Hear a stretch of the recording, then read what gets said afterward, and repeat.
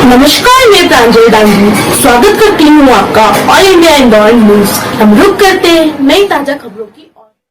इंदौर में अंतर्राष्ट्रीय मानव अधिकार परिषद के प्रदेश अध्यक्ष श्री जगदीश जी सोनगरा और उनके अन्य पदाधिकारी गजानन सामरिया, प्रणय जायसवाल, बिरमू सोनगरा, साथ ही में प्रयाग नरवरिया को पता चला कि कस्तूरबा कन्या स्कूल की छात्राएं छात्रावास में हो रही छेड़खानी और वहां की अव्यवस्थाओं को देखकर वहां की छात्राएं तंग आकर धरने पर बैठ गई हैं। अंतर्राष्ट्रीय मानव अधिकार परिषद के पदाधिकारी जब वहां पहुंचे तो पता चला कि कॉलेज में कोई भी सेफ्टी नहीं है और कन्याओं को कीड़े वाला खाना खिलाया जाता है और उनसे काम भी कराया जाता है। यह सब देखकर पदाधिकारियों ने उस बदमाश पर प्रशासन से एफआईआर करने की मांग की और वहां के ट्रस्टी से समस्याओं के जल्द से जल्द निराकरण का आश्वासन लिखित में लिया है।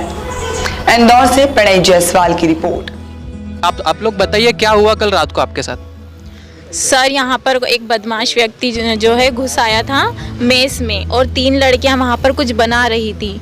तो वो जैसे बाहर निकली तो 3 लड़कियाँ हैं उनके सामने आकर के खड़ा हो गया और एकदम से मतलब ये तीनों डर गई, क्योंकि कभी गर्ल्स हॉस्टल में बॉयज़ को देखेगी तो ऑब्वियसली कोई भी डर जाएगा।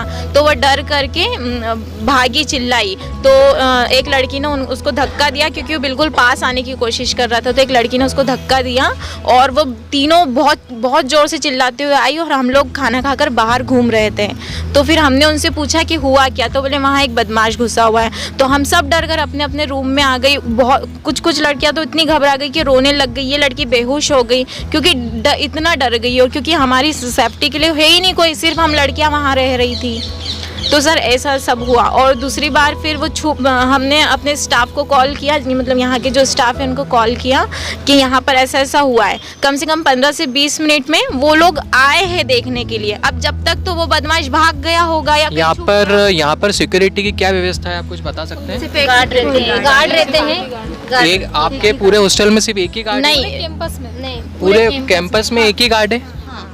और कल रात को तो शायद वो भी नहीं थे क्योंकि हमने उनको भी कॉल किया तो वो बाहर जा चुके थे। इससे पहले आपने किसी को शिकायत वगैरह की? आपके सुनवाई वगैरह पहले भी एक बार हुआ था। क्या हुआ था इससे पहले? कोई आदमी दिखा था पीछे साइड, उस पर भी हमने बोला था पर किसी ने हमारी सुनवाई नहीं करी। फिर उसके बाद अकल हुआ। तो आप मुझे बता सकते हैं किसने आपकी सुनवाई नहीं की है? यहाँ के सभी कर्मचारी। यहाँ पे कुछ भी काम रहता है तो मतलब सारी एप्लीकेशन लिखित में देना पड़ती है।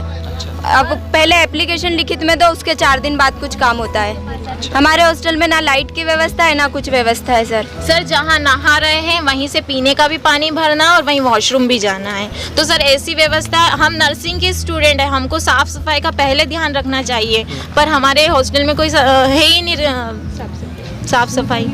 तो आप लोग क्या चाहते हैं, क्या करना है? हम सिर्फ ये चाहते हैं कि यहाँ पर सेफ्टी हो, हमारी सुरक्षा हो, क्योंकि वो बदमाश मतलब हमने ढूंढने के बाद भी वापस आया। और ये जो लड़की है, 8:30 बजे का टाइम था, उस टाइम पर चोर आया। हम टॉयलेट के लिए 3 लड़कियां बाहर निकलने वाली थी, लेकिन मैं वापस गई और टॉयलेट में गई, मतलब वहीं चोर छुपा हुआ था दरवाजे के साइड में।